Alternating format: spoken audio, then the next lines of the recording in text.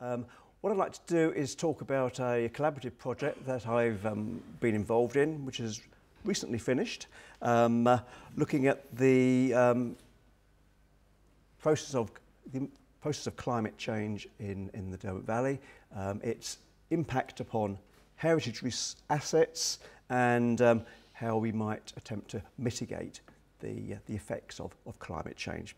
Like many of the projects today, it's been a collaborative project, funded in this case by Historic England, so thanks very much for the funding. And in addition to myself, the project also involves another Trendon Peak colleague, Steve Malone, plus Andy Howard from Landscape Research and Management, Tom Coulthard from the University of Hull, David Kossoff from Birkbeck College in London, and Karen Hudson-Edwards, originally of Birkbeck but now at the University of Exeter. And so the summary I'll give you today is a distillation of the work of several people. The picture you see here sums it all up really. It's of Ambergate in the Great Flood of 1932. Any of those of you who drive up and down the A6, this is what the A6 looked like in 32. And the Ambergate area is one area that we have flagged during this course of this project as particularly at risk from groundwater and fluvial flooding, plus landslides to boot. So something to bear in mind from the point of view of the heritage of that area. What I am aiming to do is basically outline the methodology employed in this project. The project itself was developed in response to a Historic England call for project proposals which were based upon the theme of, quote, better disaster planning and building resilience for heritage. And that report, Future Climate and Environmental Change within the Derwent Valley Mills World Heritage Site, is available online from the Historic England website if you would like to look at that, and can easily be found by the HE website, but if you want details of the address, I can happily give them to you later on. So I'd like to summarise the results of that project and the potential for the wider application of the modelling methodology that we developed. And I'd also like to flag other research that has built upon this work in the Derwent Valley and proposals for future work. And on the bottom right hand of this slide, you'll see a poster of the Prothego project, which I'll refer to towards the end of this presentation.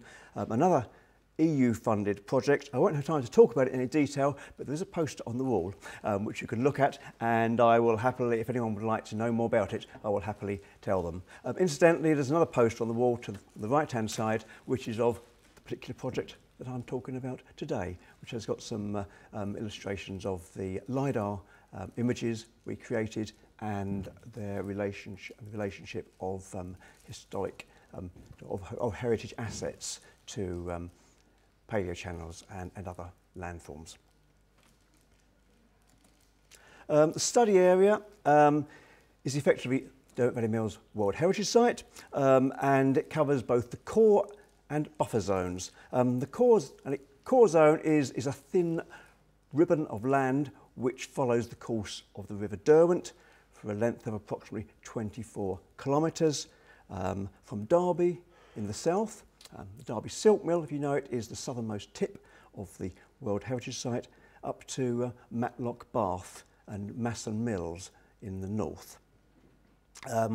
The buffer zone is a feature of most World Heritage Sites and is an area of land adjacent to the main focus, but it includes important landscape resources which which complement the remains of the mills and other historic environment assets on the riverside. The inscription of the site on the World Heritage List was based basically on the internationally important heritage resource associated with the early development of the factory system. This includes the mills, obviously, these are the most prominent feature of the World Heritage Site.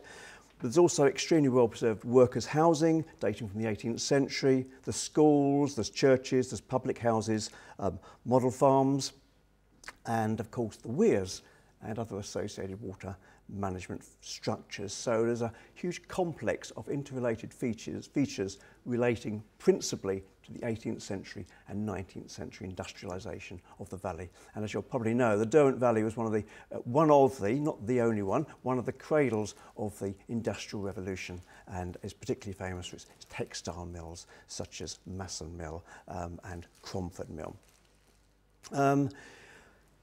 In addition to the textile industry, the area was heavily impacted by historic metal mining and smelting, principally of lead, but also of zinc. And this has serious implications in terms of the potential impact of climate because it has created in consequence a very heavily contaminated floodplain with locked-in toxins, which, should they cease to be locked in, e.g. through flooding, could be seriously damaging to public health and not great news for the historic environment either.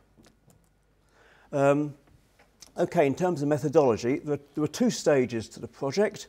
The first one was simply to attempt to reconstruct the landscape of the valley floor over the last millennium. So we looked at the last 1,000 years. The reason for that was we thought it would be useful to focus upon identification of the landscape resource over the period where during which the two latest episodes of well-documented major climatic instability occurred. And I think specifically of the medieval warm period between 900 and 1300 AD and the so-called Little Ice Age of 1450 to 1850. So this period of 1,000 years incorporates those two well-documented periods, and it is possible therefore to look at the potential correlation between the historic environment resource and periods of climate change.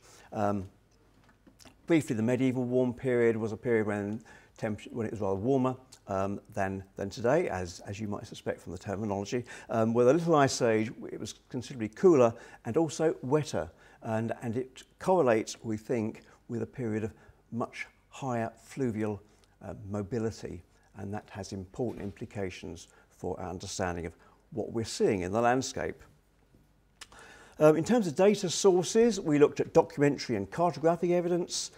We looked at the landforms that you can see in the landscape, paleo channels, for example, old river channels, evidence for landslips.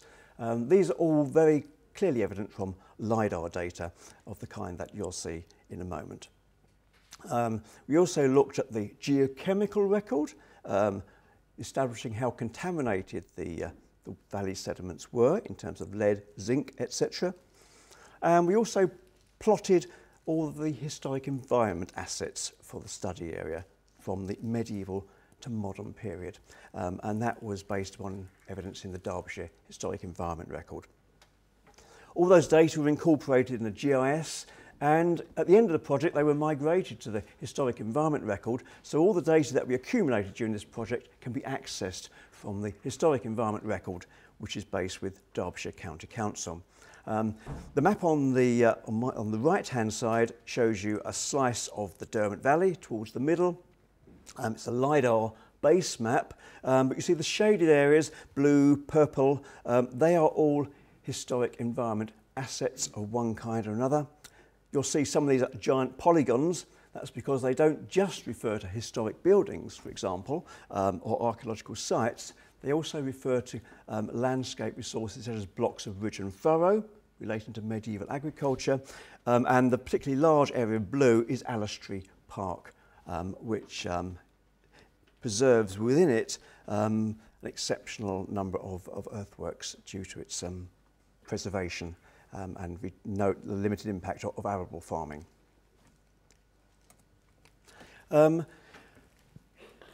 In terms of results and looking at the development of the river, in the modern period, we're thinking here over the last 130 years or so, we have the advantage of having extensive Ordnance Survey map records. And these demonstrate that the Derwent, although sinuous, has been relatively stable within that period. Very few changes in the configuration of the channel, surprisingly few, in fact. The reasons for that, I think, are fairly clear, and I think that stability relates significantly to the construction of weirs, revetments, and other water management features, all associated with industrialisation of the valley, which have contained the river. Defoe, writing in the 18th century, referred to the Derwent as a fury of a river, and I'm sure you've seen times that for those of you who know the area, when the river can be quite violent. But the construction of the weirs, etc., has restrained it significantly. Another factor more recently is the development of the reservoirs. There's 3 reservoirs in the Upper Derwent, laid about, the last constructed in 1943, and these serve to regulate flow down the river. Without that, then it would be a very different creature indeed. And that is the picture we get for earlier periods. These maps you see here are LiDAR maps of the Derwent. Top one is at Little Eaton, and the bottom one is actually in the Trent-Derwent confluence at Ambaston. And you'll see on here the main river in the centre of, looking at the top one first, you'll see the main river Derwent in the centre of that image. And to either side there are sinuous channels which we've highlighted in yellow, and these all represent earlier courses of the River Derwent. And this is quite surprising. We hadn't expected such a dynamic picture of the Derwent floodplain. And also we didn't expect that these channels could be seen to be cutting medieval ridge and furrow. We assumed when we first saw them that they'd be quite ancient channels, but in fact they appear to be comparatively recent. As I've said on here, they indicate significant lateral channel mobility. Some can be seen undoubtedly to cut ridge and furrow, and we think, or we have hypothesised, that this very dynamic river regime may be comparatively recent and may relate to the climatic changes associated with the Little Ice Age, when it was cooler and wetter, and when the river was much more dynamic, much more like the fury of a river that Defoe refers to. There is a need, I think, for targeted ground investigations to test that hypothesis, to establish the sequence of channel development, and to ensure that all of this ridge and furrow relates to medieval agriculture. Ridge and furrow is quite complex, and we have to be careful we don't confuse it with, for example, relics of steam ploughing. If that were the case, they would make these channels even more recent. But I think the majority of the ridge and furrow that you see, those corrugated earthworks in those images, I'm fairly sure relates to medieval agriculture. And probably representing arable land on the floodplain. Seems rather curious to have arable land on the floodplain, but remember this was probably the time of the medieval warm period, when it would have been not only warmer but slightly drier, when the floodplain would have been more suitable for arable agriculture. Stage 2, so that was assessing the nature of the resource. Stage 2 was an attempt to simulate environmental change. So we carried out a computer simulation, basically looking at how the environment would change in the future on the basis of predicted changes in precipitation inputs to the catchment. And this simulation was based on climate change predictions for the period 2020 to 2049, based on UK CP09 predictions. As you're probably very familiar with now, the basic changes we're looking at over the next 30 years or so are increased annual temperatures, drier summers, wetter winters, and higher intensity rainfall events. The aim of this computer simulation was to identify areas that were vulnerable to climate change and to compare the distribution of historic environment assets to these. And that work was carried out, or this modelling was carried out by Tom Coulthard of the University of Hull, using a model that he has developed over the years called the CESAR List Flood model. I won't go into the details of that, but what I would like to emphasise now are the key inputs that he has made to that model. And these are basically, if you feed into the model contemporary rainfall data, plus rainfall predictions, and these were based on Met Office UK climatic predictions, and assume the what's called the high emissions scenario. So we're looking at worst case here, high emissions. He also fed in contemporary river flow, topographic data, data on the composition of channels, the character of the sediments into which these were cut, because that obviously influenced the impact on the cohesion of banks and their erodibility. And finally, he inputted data on channel obstructions, by which we mean the historic environment assets that we love so much, such as the weirs and associated water management features. And you'll see some examples of those here on the right at Belper, the Eastmere, and the Horseshoe Weir, which was constructed by Jedediah Strutt in 1797. So these weirs play an important role in regulating river movement. Feeding all these variables into the computer, the end result is the creation of an erosion index, and within a series of 20-metre grid cells. So he was able to superimpose a series of grid cells over the study area, and within that within those cells was able to differentiate areas of high erosion from areas of less erosion. And you see the bottom left-hand legend shows you a sequence from purple at the top, less erosion, to red at the bottom, high erosion. And the beauty of this model is that you can then plot these accurately on a map of the Derwent Valley. Here you see them placed on a LiDAR survey of the middle section of the Derwent Valley. And you can see instantly areas where little red specks where there's high erosion, and mainly blue, where blue to yellow, where it's somewhere in the middle. We're not looking at serious erosion along the entire stretch of the Derwent. What we are doing is we are identifying hotspots where there is significant erosion. And that's important because it enables us to identify areas where historic environment assets, for example mills, might be particularly threatened by predicted erosion.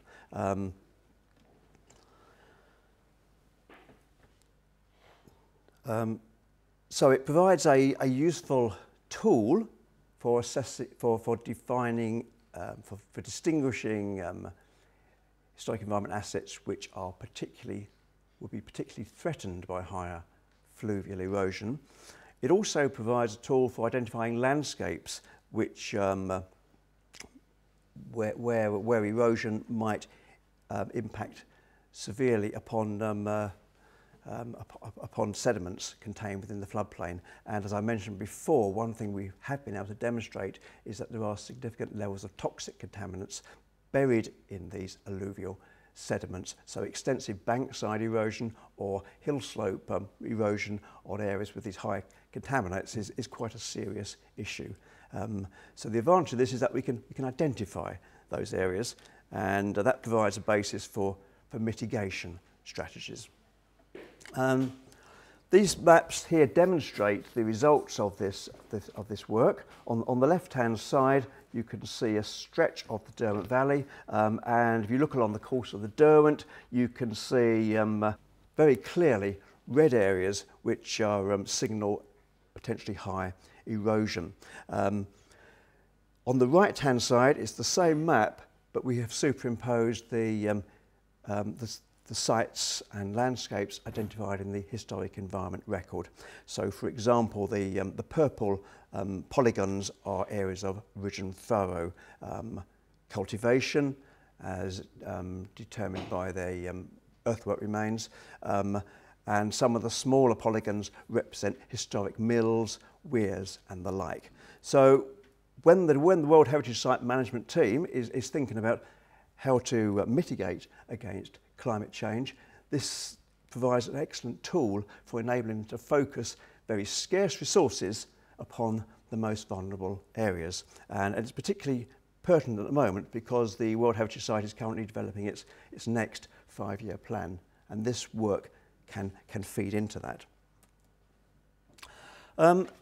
So what are the main sort of headlines of this work? Sort of 5 key points to raise, and then I'll just mention very briefly what comes next in terms of other projects. Firstly, as I've suggested, there appears to have been very significant channel mobility prior to the 1820s. We see the truncation of medieval ridge and furrow by numerous meandering channels, and I've suggested that this very dynamic fluvial regime might be a response to the Little Ice Age climatic downturn of around 1450 to 1850, and succeeding the medieval warm period, which would have provided a much more attractive environment for medieval farmers. The increased regulation of the catchment from the late 18th century onwards seems to have had the effect of reducing channel mobility. That was one of its purposes. As I've said, Ordnance Survey maps show that since the 1820s, the Derwent has been relatively stable within its valley floor. In terms of the future, we've identified areas where we can expect significant localised erosion of channel banks, and Belper Mills, Darley Abbey are 2 of those areas where significant erosion can be expected, and that means that has to be taken very seriously into account when developing management strategies for those sites. We've also seen the reactivation of some former channels, and you'll remember those paleo channels, most of them are relict features, but they commonly come alive again during flood, and sustained flooding could cause some change of the river patterns. So this again helps guide mitigation strategies. I mentioned also that the whole issue of the contamination of the valley floor by metals such as lead and zinc, these are dangerously high, as they are throughout the Derwent. They are very high in Ladybower Reservoir too, so let's hope the sediments don't shuffle around a bit. So in terms of management of the resource, it's important that the floodplain is not disturbed, that these sediments are not unlocked, and that vegetation be maintained.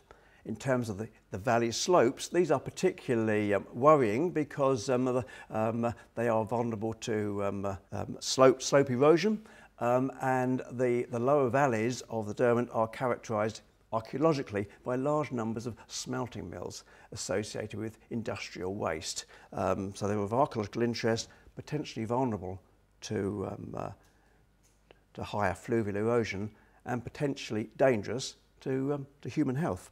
I should also add, that moving up to the Derwent, that this review of the geochemical evidence has also revealed high levels of toxic contaminants in the blanket peat soils of the Upper Derwent catchment. This is due to atmospheric fallout from places like Manchester, one of the issues to bear in mind here is that these sediments, these toxic sediments, could be released downstream if there's higher or more intense rainfall in the upper catchment. So whatever happens in the upper catchment of the Derwent impacts dramatically on what happens downstream. So it's a good job those 3 reservoirs are up there, I think, is probably the conclusion we can draw. But I think the scope for further studies of contamination, a lot of our results are based upon earlier surveys, and I think an up-to-date programme of sampling of these alluvial sediments through boreholes, augering, etc., would be extremely useful. So that's where we are so far. I think it's helped us clarify the nature of the threat, and it's helped us define where the threat is going to be most focused, and the next stage is to incorporate mitigation strategies in the management plan. In terms of further work building upon this project, I think this provides a methodology, a transferable methodology for the study of climate change impact upon the historic environment resource. And it's quite a useful model which could be applied to other industrial landscapes, such as the North Pennines or Cornwall and West Devon, their mining landscapes. So in terms of management of the environments of other World Heritage Sites, and more broadly, I think it's quite a useful tool. I'll show on the right-hand side an example of Upper Swaledale in North Yorkshire. Looks a bit like a bit of a wasteland in this particular photograph. This is an area of extensive lead mining, and what happened in North Yorkshire during that period was the significant change in the nature of the fluvial geomorphology, and you get these extensive braided stream systems which redeposited pollutants throughout the catchment. And you can see in the bottom one, this is a section through those braided stream deposits, and they do look pretty toxic, don't they? There's a lot of toxins buried in those. Also, subsequent to this work, we have extended our survey, the survey of paleochannels that we did for the Derwent Valley. We've extended to the wider Trent catchment. This report is also available on the Historic England website, I think this this paleochannel resource provides an excellent opportunity to test to what extent the changes we've hypothesised in the Derwent can be applied elsewhere in the Trent Valley. And you see on the right-hand side two images of the lower Derwent Trent confluence, and you can see extensive paleochannels, ridge and furrow, etc., preserved here. And finally, I just draw attention to a project which does have an acronym. We had no acronym for this project, I'm afraid. This one has an acronym, Prothego, and there's a poster on the wall, because I won't have time to talk about it in any detail. It's one of those awkward acronyms. It's the, as you can see in here. Anyway, it was basically about the protection of the European cultural heritage against geohazards. And the results of our climatic modelling led to the invitation from BGS for the World Heritage Site to act as one of 4 European demonstration sites in an EU-funded project, which was looking at the impact of really researching the use of space technology to investigate the impact of geohazards upon the heritage resource of European World Heritage sites. Technology completely baffles me. The key point about it is that by using space technology, you get very, very high resolution on changes in ground level, and you can identify subsidence extremely effectively. And the example that I always think of is the one of central London, where on these maps you can see the Victoria Line going snaking its way across London, visible as a tiny depression, so quite useful for those who are seeking to develop, I think. So it's very sensitive, and when applied to the Derwent Valley, it was able to supplement the results of our work. And in terms of headlines, it confirmed that fluvial and groundwater flooding were key in terms of hazards. Also identified landslides as a key problem, and was able, because of the high resolution of the images, to map precisely those areas which were particularly at risk. And I mentioned Ambergate at the beginning. Starkholms on the near Matlock Bath is also another area where there's extensive landslip.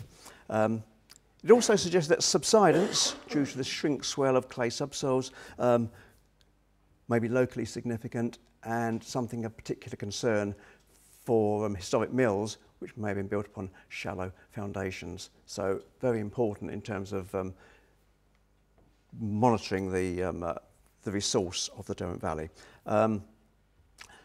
So together with the CESAR list flood models that we've just discussed, the project permitted much tighter definition of landscapes and heritage assets at risk, and is therefore valuable from the point of view of developing mitigation strategies, and also provides, finally, together with all of these projects, a foundation for future research into the climatic resilience of heritage assets. And there are moves to develop further with BGS and Historic England, a project looking further at that whole subject.